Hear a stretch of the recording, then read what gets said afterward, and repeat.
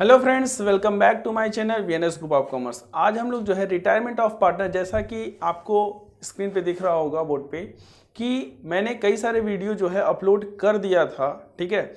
और कम से कम 5 से 6 वीडियो मैंने अपलोड किया हुआ है, ठीक है। अगर आप लोगों ने नहीं देखा तो पहले आप उसको देख लो। चलिए स्टार्ट करते हैं। आज का जो टॉपिक है हमारा रिटायरमेंट ऑफ पार्टनर का, वो है हमारा रीवैल्यूएशन। कौन सा टॉपिक है? रीवैल्यूएशन।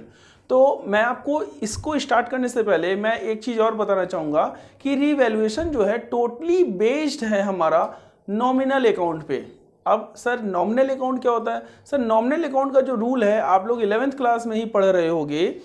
नॉमिनल अकाउंट का रूल है all expenses and losses debit होता है और ऑल इनकम एंड गेन जो है क्या होता है? क्रेडिट होता है। तो यहाँ पे मैं लिख दे रहा हूँ बोर्ड पे, ताकि जो है हम जब क्वेश्चंस को स्टार्ट करें, प्रोफार्मा को समझें, तो आपको अच्छे तरीके से क्या हो सके, समझ में आ सके। तो स्टार्ट करते हैं नॉमिनल अकाउंट।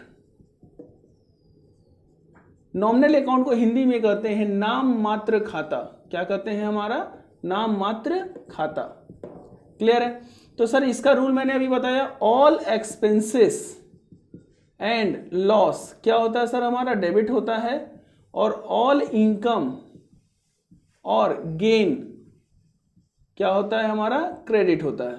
तो कहने का सेंस ये है कि इसी रूल पे जो है हमारा रीवैल्यूएशन अकाउंट क्या होता है कि चलता है। तो अब रीवैल्यूएशन क्या होता है? तो रीवैल्यूएशन में ध्यान दीजिएगा, हम जब कोई पार्टनर फर्म को छोड़ के जा रहा होता है या कोई भी पार्टनर फर्म को छोड़ जो है आ रहा होता है, मतलब एज अ न्यू पार्टनर, ठीक है, या प्रॉफिट शेयरिंग रेशियो जो है आपस में पार्टनर लोग चेंज करते हैं, तो क्या होता है कि सभी लोग जो है फिर से असेस्ट और लायबिलिटी दोनों को क्या करते हैं? वैल्यूएशन करते हैं कि हाँ उसका क्या वैल्यू है, ठीक। और उससे रिलेटेड जो है हम लोग क्या करते हैं कि प्रॉफिट और लॉस अकाउंट जो है उसको फाइंड आउट करते हैं। तो रीवैल्यूएशंस जो में जो है हम लोग क्या करेंगे? असेस्ट और लायबिलिटी का क्या करेंगे? वैल्यूएशन करेंगे। मतलब सर कैसे होगा? तो मैं आपको बता दूं, जैसे मान लीजिए बैलेंस शीट में हमारा जो है असेस्ट साइड की मैं बात कर रहा हूं कि उसके फर्नीचर दिया हुआ 10,000 रुपया। कितने कितने रुपए है? 10,000 रुपीज, ठीक है। लेकिन जब उसका वैल्यूएशन किया गया तो पता चला कि जो फर्नीचर है उसकी वैल्यू जो है घट करके कितना हो गई? 8,000 हो गई। तो यहां पे ध्यान दीजिएगा, 2,000 रुपया जो है क्या हो गया? लॉस हो गया, ठीक है। तो लॉस क्या होता है सर? हमारा डेबिट होता है according to nominal account. Similar अगर मैं बात करूं कि असेस्ट बिल्डिंग की मैं बात करता हूं, ठीक है, 1 लाख जो है बुक में दिया हुआ है, ठीक। जब उसका वैल्यूएशन किया पता चला उसकी वैल्यू जो है बढ़ करके जो है 1,20,000 हो गया।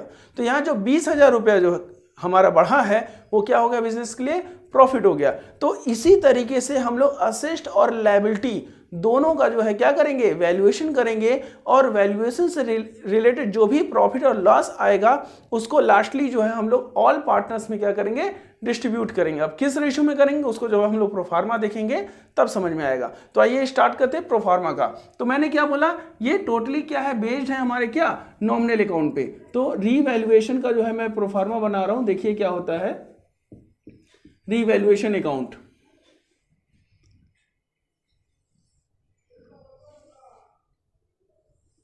आपको पता है सर इस साइड जो है डेबिट होता है,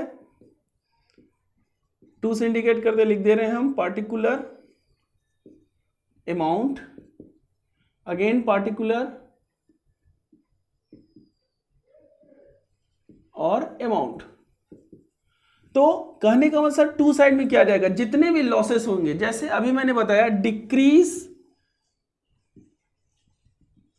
इन द वैल्यू ऑफ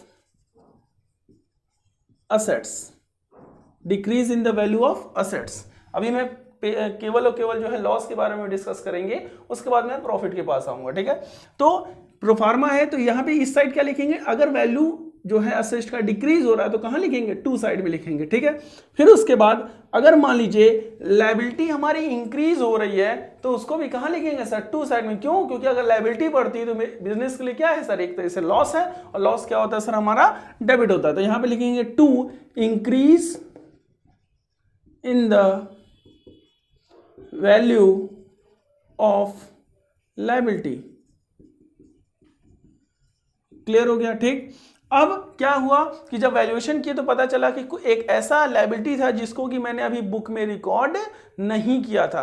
अरे नहीं किया था तो उसको क्या करेंगे। अब एकाएक जो है लायबिलिटी क्रिएट हुआ है तो बिजनेस के लिए क्या होगा, लॉस होगा। तो लॉस हमारा क्या होता है, डेबिट होता है। ठीक, अकॉर्डिंग टू रूल कौन सा, नॉमिनल अकाउंट। तो लिखेंगे सर क्या, टू अनरिकॉर्डेड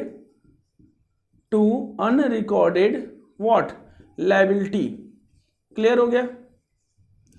अब आते हैं सर हम लोग यहाँ पे बाई साइड में। बाई साइड में क्या होता है, यहां पे सर क्या था हमारा, डिक्रीज हुआ था असिस्ट, इधर क्या होगा, इंक्रीज होगा। तो लिखेंगे बाय इंक्रीज इन वैल्यू,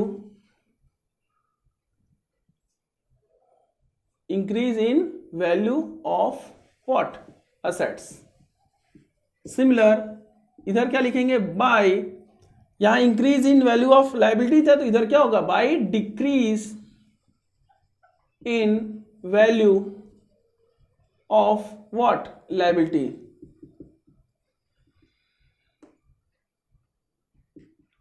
ठीक है।